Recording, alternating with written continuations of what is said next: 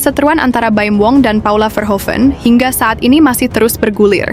Meski keduanya telah resmi diputus bercerai pada 16 April 2025 lalu oleh Pengadilan Agama Jakarta Selatan. Konflik bermula dari Paula yang tak terima atas putusan hakim yang menyatakan dirinya sebagai istri durhaka. Selain itu, isi gugatan yang bocor ke publik juga menjadi faktor utama Paula melaporkan Humas dan Hakim Pengadilan Agama Jakarta Selatan ke Komisi Yudisial dan Bawas Mahkamah Agung.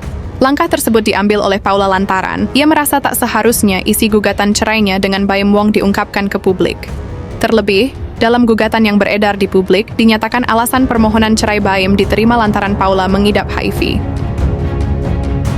Terjadi suatu babak baru setelah adanya pasca putusan perceraian ini, karena bukan lagi seperti diduga, tapi sudah sangat banyak beredar di media bahwa adanya suatu dianggap oleh daripada Paula ini ada kebocoran informasi dari Humas Pengadilan Agama maupun dari hakim. Kalau dia tentang hasil persidangan, karena memang perintah undang-undang, setelah putusan dibacakan, hakim itu wajib untuk mengupload di sistem informasi pengadilan. Sepanjang itu memang hasil persidangan dan ada dalam pertimbangan putusan, memang harus diupload. Meskipun ada sebagian yang tidak dimasukkan di situ kalau sifatnya adalah tidak terlalu penting.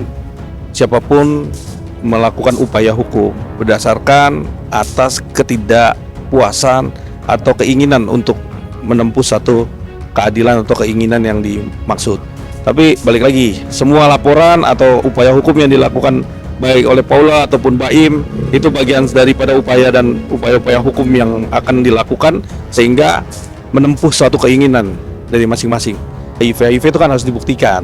Kalau memang betul dibuktikan ada pernyataan yang dibuktikan secara surat bahwa itu HIV, ya ini juga sebenarnya nggak boleh dipublish karena ini kan hal-hal sensitif. Tapi kalau memang ternyata bukan HIV terus dipublish, itu juga bahaya juga karena ini kan mencemarkan nama baik seseorang.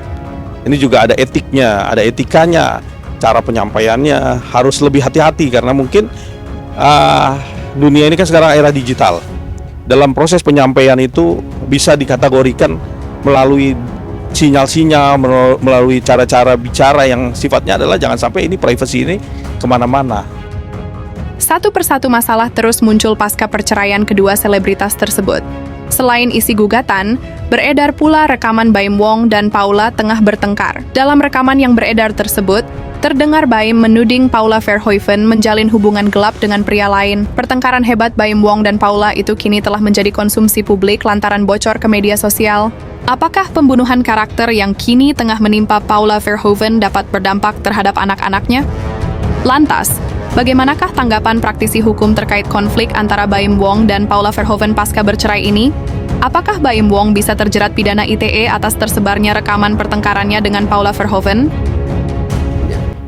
Kalau kita mengacu kepada Undang-Undang Informasi Transaksi Elektronik, maka segala sesuatu yang menyangkut dengan bukti perekaman secara diam-diam terus tujuannya lain, apalagi itu bersifat pornografi, itu ada sanksi pidananya. Kita buka pasal 32 ada di situ Undang-Undang Informasi Transaksi Elektronik. Jadi tergantung tujuannya. Misalkan nih kalau untuk kepentingan umum boleh-boleh saja.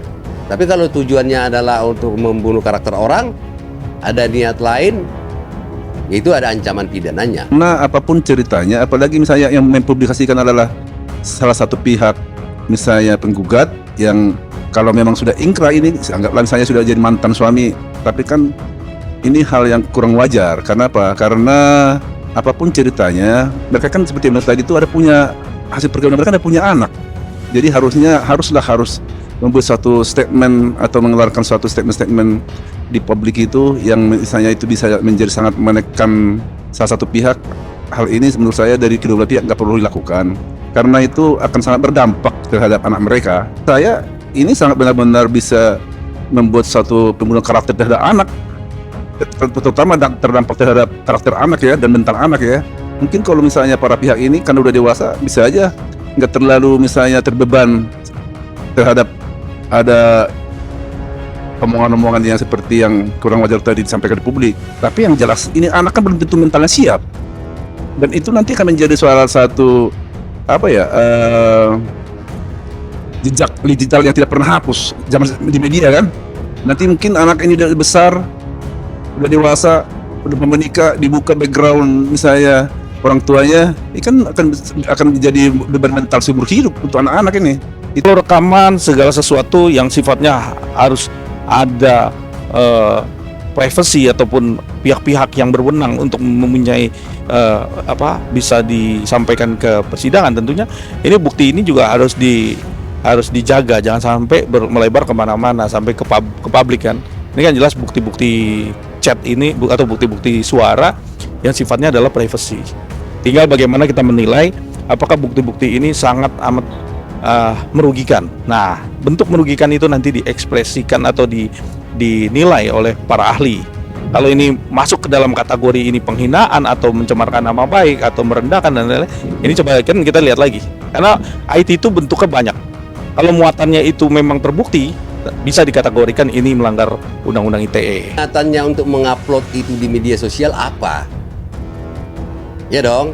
Kalau niatnya untuk membunuh karakter orang ataupun mempermalukan, ya itu nanti ada sanksi hukum lain. Bisa nanti kena juga kalau memang sudah tidak ada hubungan pasal 310, perbuatan tidak menyenangkan, pencemaran nama baik 311. Kalau dia lewat media elektronik, ya tentu akan mengacu kepada Undang-Undang Informasi dan Transaksi Elektronik. Ancamannya juga tinggi, di atas 5 tahun semua itu. Jadi kita hendaknya dalam bermedia sosial itu harus bijak. Kalau memang ada unsur ketidaksukaan, apalagi kalau sudah bercerai, apalagi yang harus dibahas gitu loh. Saya kira sudah tuntas. Kalau masih ada yang mau digugat persoalan lain, katakanlah ada persoalan perdata atau persoalan pidana lain, itu jalurnya lain. Jadinya kalau masih ada menyangkut tentang hubungan yang masa lalu, nggak perlu diungkap-ungkap lagi, kan sudah putus, sudah tidak suami istri lagi. Kecuali ada hak, katakanlah tentang harta gono gini yang memang harus dibagi, ya itu kan ada jalur lain pembagian harta gono gini. Percakapan-percakapan yang tidak patut, apalagi sudah melewati batas, kalau diupload di media sosial, sanksinya ada. Itu loh, jadi harus bijak. Dampaknya nanti ke anak-anaknya, apalagi anak-anak ini masih di bawah umur, juga harus kita jaga loh.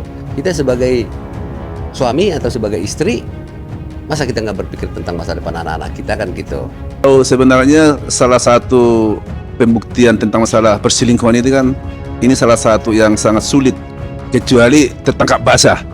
Ada tertangkap basah nggak? Kan gitu. Jadi ini agak bahaya.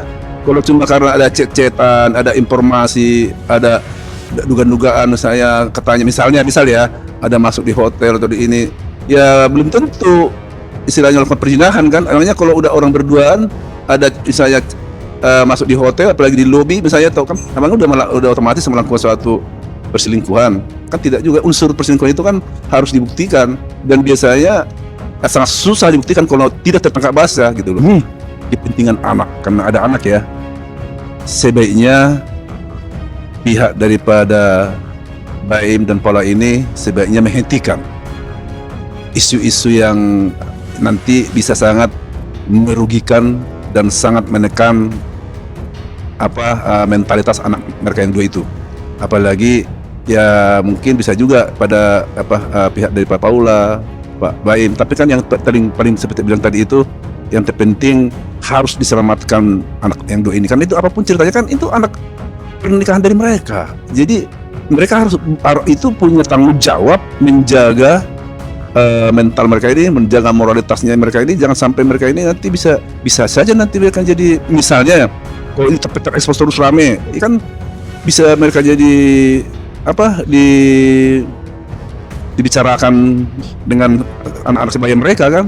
Itu kan yang akan menjadi sangat mengganggu mental perkembangan pertumbuhan baik mentalitas mereka, pikiran segala macam kan itu. Ini yang harus ada yang bisa menetralisir ini untuk bisa berdamai kan.